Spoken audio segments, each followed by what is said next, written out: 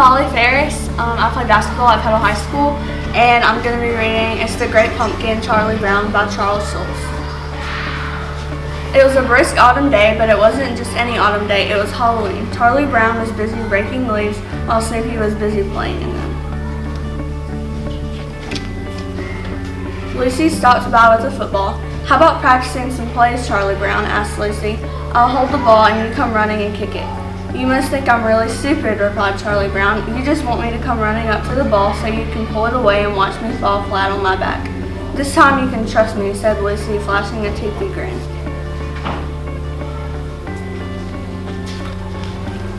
But Charlie Brown didn't believe her. "No," answered Charlie Brown. "No, no, no." "Please, Charlie Brown," pleaded Lucy.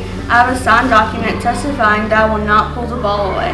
Charlie Brown grabbed a piece of paper and studied it. "It is signed. I guess if you say a signed document in your hand, then you can't go wrong. It looks like I'm really going to kick the football this year." With that, Charlie Brown backed up and charged. Just as he was about to kick the ball, Lucy pulled it away and Charlie Brown fell flat on his back. Charlie Brown screamed in pain. Lucy looked up the piece of paper and said, "Funny thing, this document was never notarized." Meanwhile, Linus was inside writing an important letter. "Dear Great Pumpkin, I'm looking forward to your arrival on Halloween night." Charlie Brown approached his friend. "What are you writing, Linus?" "It's the time of year to write a letter to the Great Pumpkin," answered Linus. "Who?" asked Charlie Brown, looking confused. "Every year on Halloween night, the Great Pumpkin rises out of his pumpkin patch and flies through the air with bags of toys for children everywhere," explained Linus. After Charlie Brown left, Linus continued writing his letter. "You must get discouraged because more people believe in Santa Claus than you. Santa does get more publicity, and that might make you number 2, but that means that you really need to try harder." Just then, Lucy and Peppermint Patty appeared. "Oh, brother," moaned Lucy. "Linus, are you writing a letter to that stupid pumpkin again?" Linus nodded. I am the laughing stock of the neighborhood because every year my little brother writes letters to the Great Pumpkin," cried Lucy and stormed off.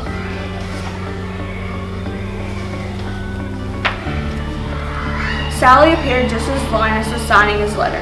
"What are you doing, Linus?" asked Sally. Linus hesitated, then answered, "I'm writing to the Great Pumpkin. He rises out of the pumpkin patch on Halloween night and brings bags of toys for children everywhere." "Oh, Linus," exclaimed Sally, "you say the cutest things." "Hey, Sally, would you like to sit with me in the pumpkin patch on Halloween night and wait for the Great Pumpkin together?" asked Linus. Sally's eyes lit up. "Oh, Linus, I'd love to." Linus went to mail his letter. "Really, Linus?" cried Lucy. "Just how do you think you're going to mail the letter anyways? You can't possibly reach the mailbox, and I'm not going to help you." Linus whipped his blanket in the air, hooked a corner of it onto the handle, and pulled open the mailbox. He then sent his letter flying in the air. Lucy watched as the letter slid into the open mailbox. "Like that," replied the triumphant Linus, and he walked away.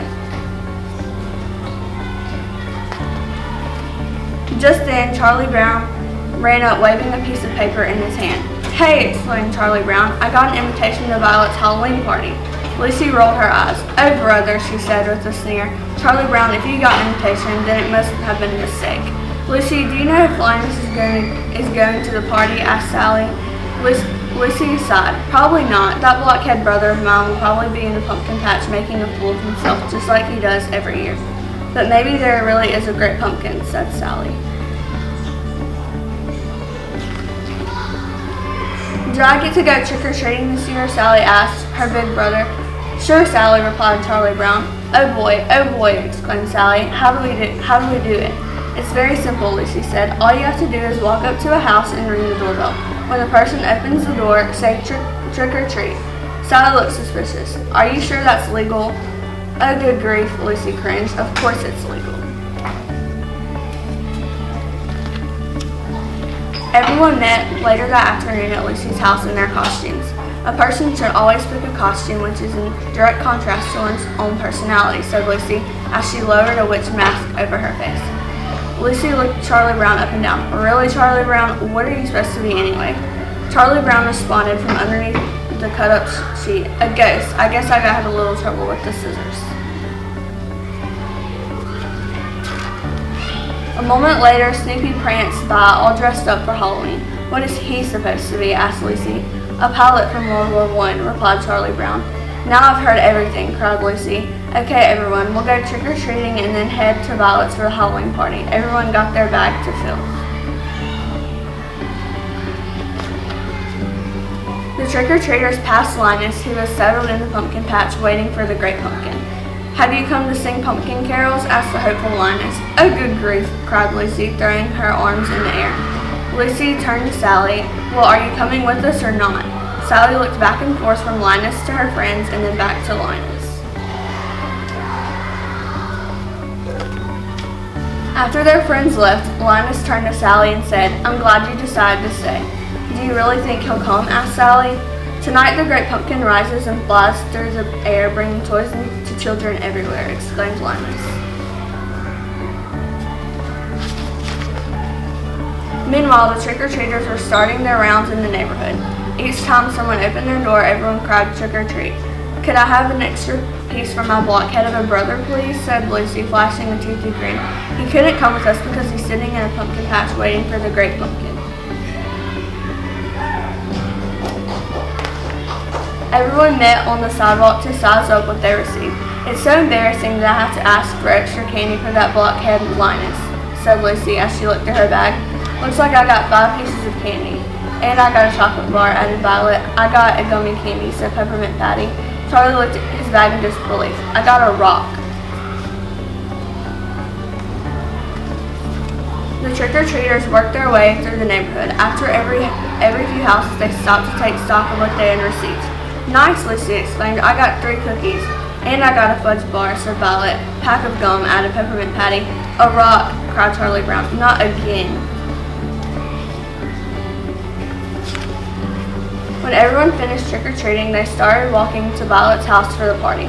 On their way, they passed by the pumpkin patch. "Well, has the great pumpkin been by yet?" asked Violet with a smirk. "You missed trick-or-treating, and now you're going to miss the Halloween party," said Peppermint Patty. Sally stepped forward and replied, "You all think you're so smart. You just wait. The great pumpkin is going to show. Linus knows what he's talking about." With that, the kids left for Violet's house.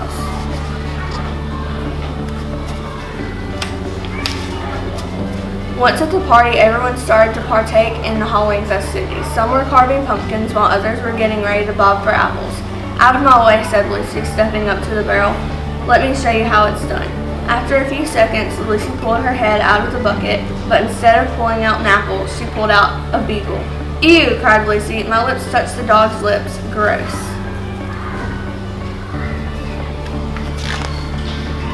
Later at the pumpkin patch, Linus and Sally were still waiting for the great pumpkin to make an appearance. Suddenly, a rustling noise came from the middle of the pumpkin patch. They both turned toward the noise. "Look," Linus said, pointing toward the moving shadow. "There he is. It's the great pumpkin. He's rising from the pumpkin patch." Linus was so overwhelmed with excitement that he fainted.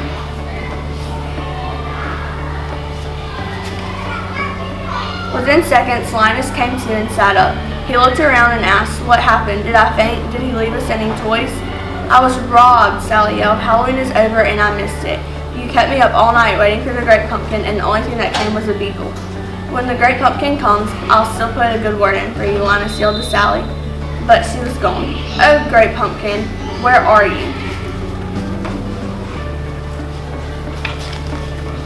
Later that night, Lucy woke up, looked at her clock, and went to check on her brother. He was not in his room, so she went outside and found him sleeping in the pumpkin patch. She picked him up, carried him home, and put him to bed.